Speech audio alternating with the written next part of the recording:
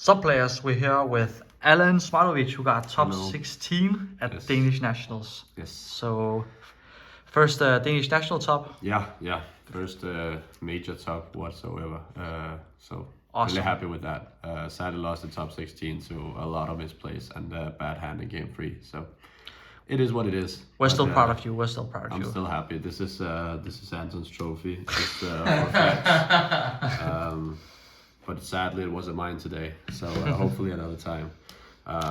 Won some very fancy sleeves and a nice playmat, just like top 32 did. Yes. So that was very nice. What deck did you play? I played Sprite Adventure with Melfi in it. Okay, interesting. Let's see the list. Yeah, sure. So the list with Sprites is 3 blue, 2 jet, 1 red, and 1 carrot. The reason why I played 2 jet is literally for space consumption, because for the deck generally I wanted to have more non-engine spots, because Danish Nationals tends to get a lot of different decks. And potentially you are very likable to play against 8 different decks in Swiss. So being able to have a little consistency in your non-engine paired with your engine being good at breaking boards, and that's also why I play the Brave engine. Okay. I really like Jet at 2, especially also because you generally just want to see blue and use blue to search the jet, and then in the grind game you only need a second one to just search your second Sprite spell or trap. Okay.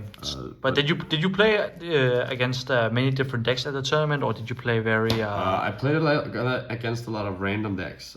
So I played against Branded and Cash, and then I played against 2 Marinces.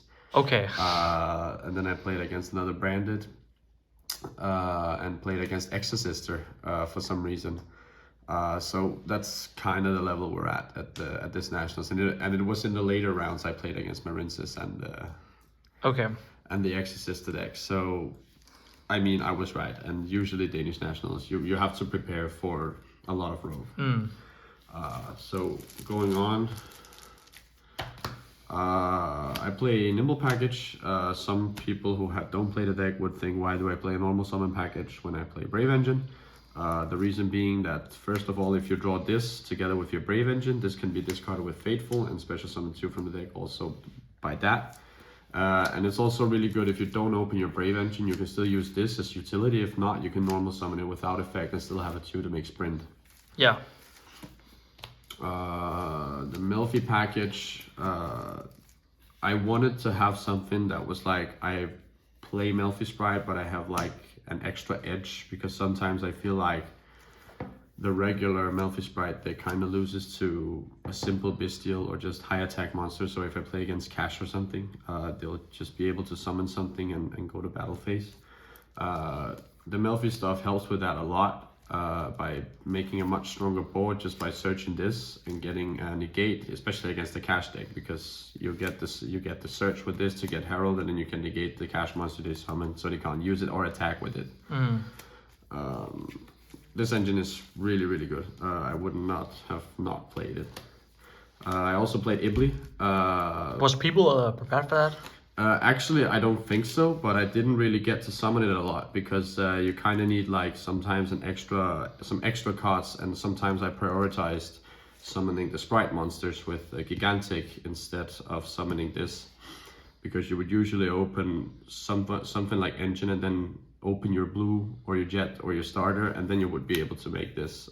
But generally I just opened like too many Brave cards, so I generally would go Griffin Rider and the token, and then I would search an Enchantress with the other to discount, and I would have a 2 in the hand, and then the Enchantress and the 2 would get into sprint, and then I have to make blue and jet with the Gigantic instead of this, because I want the set card so I don't lose to side deck cards. Yeah. This was meh, but generally just because I didn't summon it. The theory is really good, because against Branded, especially if you're just given this and make them unable to crash it, they generally can't do much if they don't play stuff like Droplet, which is kind of like a questionable card, this format, if you play against Cash, but I'll get to that later. All right. Brave Engine. So 3 Enchantress, 2 Riot, 1 Griffin Rider, 1 Fateful, 1 Dracoback. I decided to play 2 Riot because I generally just wanted to draw this to search it, and you don't need more than 5 of it. Space consumption is important in this deck to have room for the non-engine stuff, hand traps, and power spells. I really like this. I wouldn't have done anything else. Nice. Hand traps, just the Ash and the Infirm. As I said, you can meet a lot of different decks, so I wanted to get the hand traps that were most consistent against most decks. Ash is generally like the MVP card of the Danish format because it's good against everything. Some things better than other. It kills Branded, which is a top contender, but generally it's just really, really good. And this is also just generic, you know, effect negations are generally always like at least somewhat good in all formats. Yeah. Then I played for the spells, 2 starter, 1 smashers, 1 gamma burst, and double cross. Yeah. I decided to play gamma burst like last second because I thought it was really good against some matchups that were really good at grinding with you, that you would be able to just OTK them. Because your grind game is actually not that good, even though you have like the brave stuff and all that. After turn 1, you kind of lose some of the stuff like the Melfi engine, and then you only have like red or carrot, and if you already summon the carrot and your opponent like destroys it or something, it kind of comes up that you just literally want to kill them, so you just need a gigantic to go into blue jet, and then they're 8,000 total. This also helps out a lot if you have the Brave engine, because the Dracoback can bounce 1 and the 2 monsters are pretty high on attack, like 2,000, 2,000. Yeah. So you can generally just poke over your opponent's monsters, then use this on the rest of your rank 2s and level 2s and OTK them. It came up today actually to just OTK, so... You definitely would play Gamma Burst again. Yeah, definitely. This is sadly a 2, and this is good, and this is good. Yeah. Generally I search this going first. Alright. Prosp, don't think I need to explain this. It's broken card. literally the best card, especially in game 2 and 3 to find your side deck cards. Power spells. I decided to play Talents and Droplet. Yeah. So kind of feeling like Cash is dead. It was not, but at the same time I researched that Cash usually doesn't go for a Rise Hard turn 1. So Droplet can still be really good. In this deck especially, just in this variant, I wouldn't play this in the other Sprite variants, but because you play Angler and because you play the Enchantress, the Water Enchantress, yeah. you have 2 targets that are really good to get for this, and then it just gets to 3 negations. So going second, I had a game where I opened both Angler and Water Enchantress with this, but sadly I still lost. It was against Anton. Shout out to Birth. Fucking god, man. Talents was really good, also going first. Like in game 1, people somewhat don't expect it, and then it gets really good because you can... I generally actually used it to draw 2. I had a game against Anton where I would have lost if I didn't have this, because he actually ogred my Gigantic. And then I activated this and drew Starter and Jet, so it was alright. Alright, nice. You call me lucky. You were lucky. Yeah. Extra deck. So I played 2 Sprint. Okay. This is a second Sprint. I borrowed it, so I had to return it, sadly. Sprint was really good at 2. The theory is kind of if you open just Starter or just the Sprites, you will generally just use Sprint to send the Angler and then summon 2 Beavers. And then in the next turn, after they pass, it's really good that you can just make a new Sprint and send an Angler and summon 1 Beaver, and then that makes a big Gigantic for you to detach and get the blue and the Jet, and then you can potentially OTK or get the Smashers, which you didn't search the last turn, or the Starter. So definitely would play 2. I was almost on the edge to not play 2, so I'm really happy that I did. Awesome. Gigantic at 2 now that very standard, yeah. Yeah, now that the Diablosis is gone, it kind of goes back to 2. That's really good. Just Melfi. I decided not to play the Melfi Synchro because I had some sort of extra deck issues. I didn't feel like it was that good in the end to bounce something. I'd much rather use it later and then just get the Herald, which also has the broken effect on the field. So I generally just want to make this because it just good against everything, really. Yeah. Just use it on the right spot so they don't battle phase attack it. Onibimaru, this is the standard card. It was really good today with Gamma Burst as well, because then you can use also this, so you can use Draco back, your adventure tokens, and this to remove monsters from your opponent's board and then OTK them. Yeah, this becomes like 33,000? No. 33. Yeah, 33, Yeah, it becomes 33. So it also gets to a high attack, but generally the removal is really good for just pushing. Then I play Mosquito, Downerd, and Chuzus. Did you Mosquito OTK anyone today? Today I didn't actually. Mosquito, I actually don't think I Zeused anyone today. Really? Okay. Yeah, I didn't use Zeus at all. It didn't come up. But the idea is really... Did I Zeus you? No, you made 4 material Zeus that are impermanent. Oh yeah. Yeah. That's right. That's right. I tend to forget stuff like that. Yeah, it did come up once against Anton, where it was really good if he hadn't drawn the Imperm. But the thing is that I played 2 because I was kind of afraid of not being able to beat Cash. So if I had like if they summoned Unicorn and I would Ash it, they would generally just go for the 1 Zeus in my extra deck, and then they'd be pretty good because their monsters are way too big for my deck. Yeah.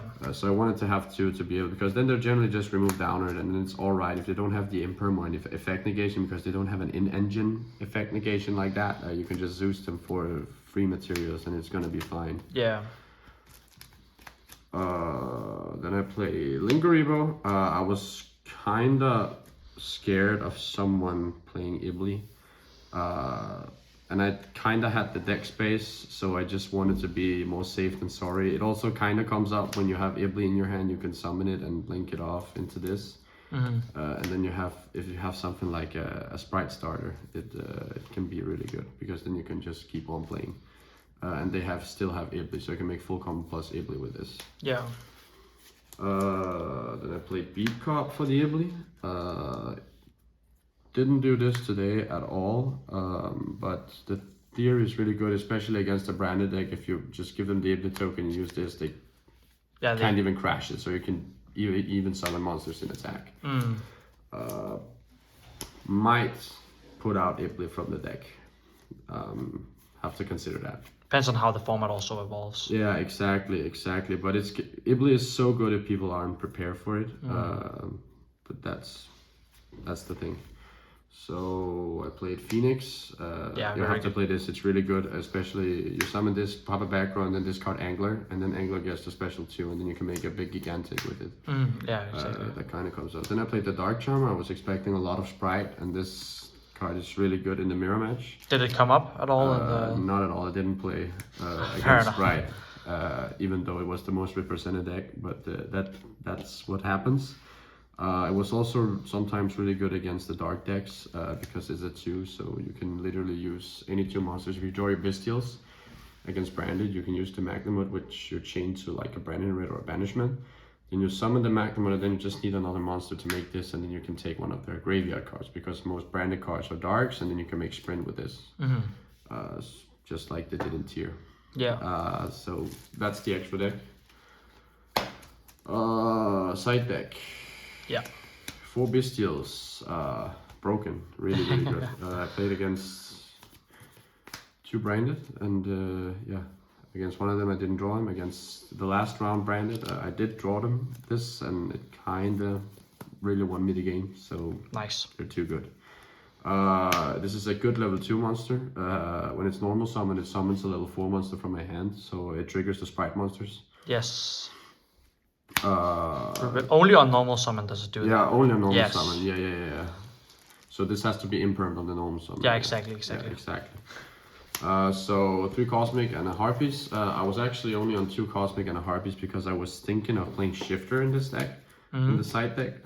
But last minute kind of decided that I hadn't really tested out with Shifter that much. I was only theorizing. And I'd rather have a consistent side deck where I was at 3 Bestials, 3 backward removal, and then I didn't play the Red Resonator to put it in.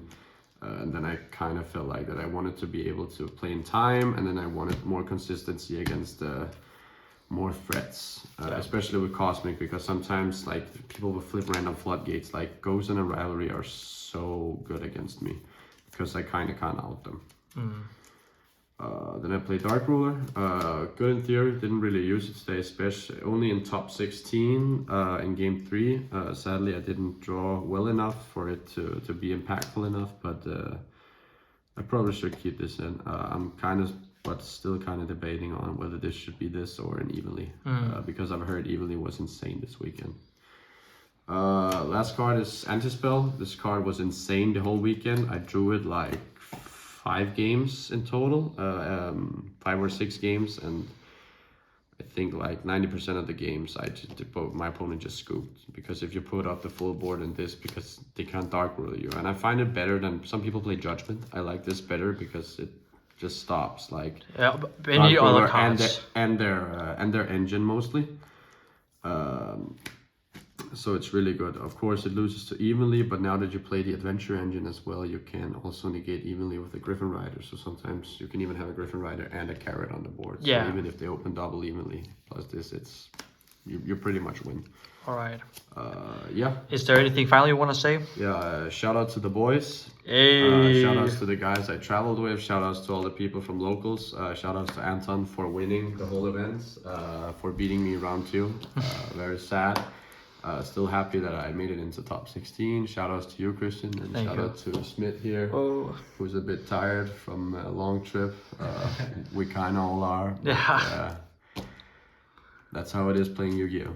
Yes, all right. Team Paradigm is signing out.